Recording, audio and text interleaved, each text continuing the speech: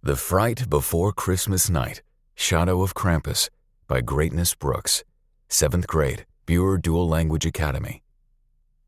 Snow was falling in thick, twisting sheets on Maple Street, and the wind sounded almost like whispers. Every house glowed with Christmas lights, but this year, the lights seemed different, like they were flickering in fear. Inside our house, I could hear the fireplace crackling, the smell of cookies drifting from the kitchen, and my little brother Max humming a Christmas carol nervously. "I don't like this wind," Max said, shivering. "It sounds alive." I nodded, gripping the windowsill. I felt it too. Something's wrong. Just then, there was a knock at the window. Slow, hollow, tap, tap, tap. I froze. My stomach dropped. "Probably just a branch," Max whispered. But even he didn't sound convinced. That's when my friend Mia, who had been staying over for the holidays, stepped closer. Mia always had a flashlight in her backpack, like she was ready for anything. "You guys are freaking out over nothing," she said. "It's just snow. Come on." But then we all heard it. Chains dragging across the wooden porch outside. Clink, clink, clink. And the snow moved. But not like wind. It moved like footsteps. "That's not a branch," I muttered, my hands shaking. Mia shined her flashlight toward the window. Her face went pale. What is that?" I swallowed hard. A figure was there.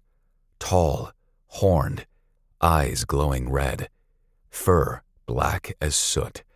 Its claws scraped the snow like knives. I could feel it staring at me.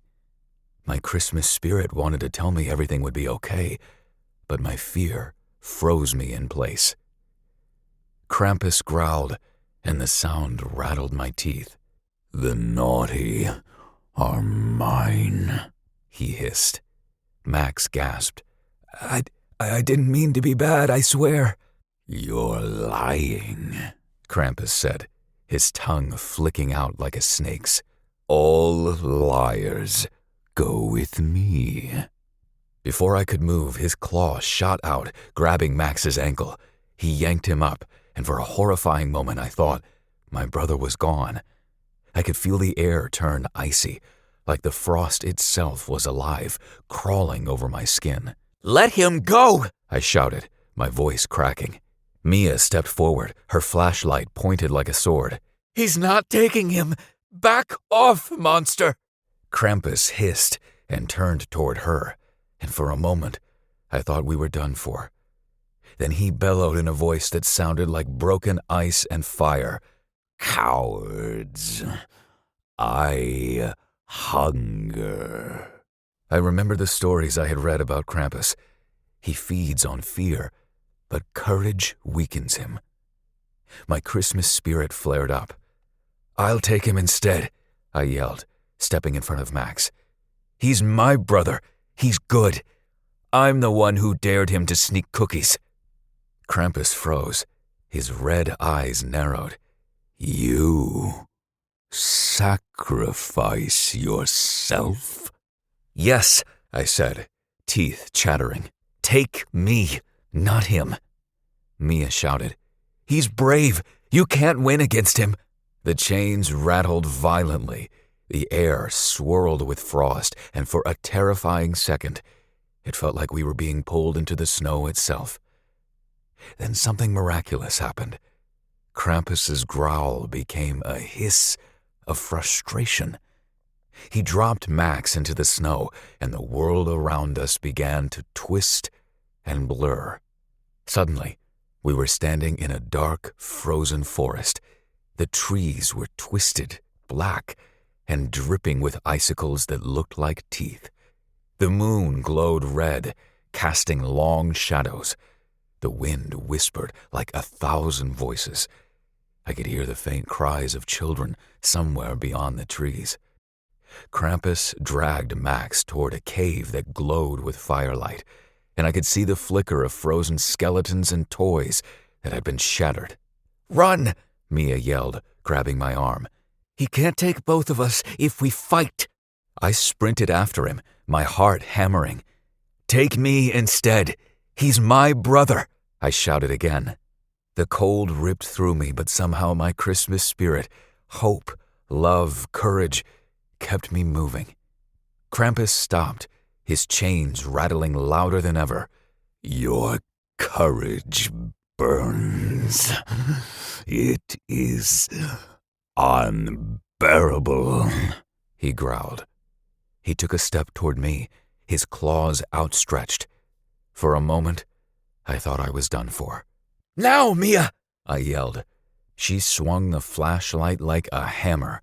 Its beam struck Krampus's chest, reflecting in his glowing eyes. He shrieked like metal twisting in fire, and the ice around him began to crack. With a roar that shook the forest, he threw Max toward me and vanished in a whirlwind of black smoke and frost. The frozen trees splintered, and suddenly, we were back in my bedroom. The fireplace roared, the lights blinked, and the snow outside fell quietly. Max and I were gasping, shaking, but alive. Mia collapsed on the floor, laughing nervously. That was insane!" Max hugged me tight, shivering. I thought he was gonna take me."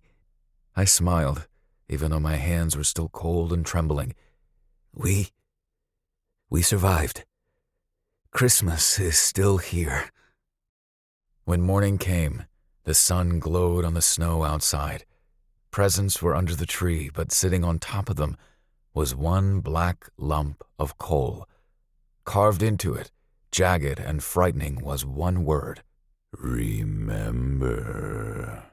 And every Christmas Eve since, I feel it. The wind, the snow, the chains. I feel the fear creep in, but also my hope, my courage, and the Christmas spirit. Because no matter how terrifying Krampus gets, he can't take away that.